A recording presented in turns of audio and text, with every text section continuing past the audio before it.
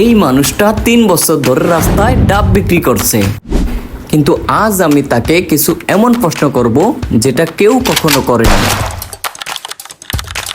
আপনি 3 বছর ধরে এই জায়গায় দাঁড়িয়ে আছেন, প্রতিদিন 10 থেকে 12 ঘন্টা রোদে বৃষ্টিতে। আচ্ছা, আপনার কি এমন কোনো কাস্টমারের কথা মনে আছে যারা এখনো ভুলতে পারেন না? হ্যাঁ, আমার একদম মনে আছে। একদিন একটা কাস্টমার আমাকে একটা ডাব উপহার দিয়েছিলেন। ওই মানুষটা অনেক ভালো ছিল।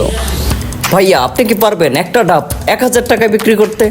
না, এটা আমার দ্বারা একদম অসম্ভব। আপনি একটা ডাব কাটুন, আমি আপনাকে 1000 টাকা দেব। ভিউয়ার্স, ভিডিওটা কেমন লাগছে তোমাদের কাছে তোমরা কমেন্ট করো, আর আমি ডাবওয়ালাকে খুশি করছি। এই নিন আপনার ডাব।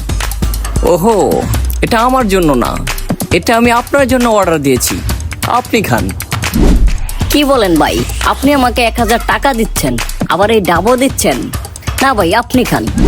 না ভাই, আপনার কাছ থেকে সবাই শুধু ডাব নেয়, কিন্তু কেউ গল্প শুনে না, তাই আজ আমি একটু শুনলাম। ভিউয়ার্স, তোমরা কিন্তু কমেন্ট আর শেয়ার করতে ভুলে যেও না।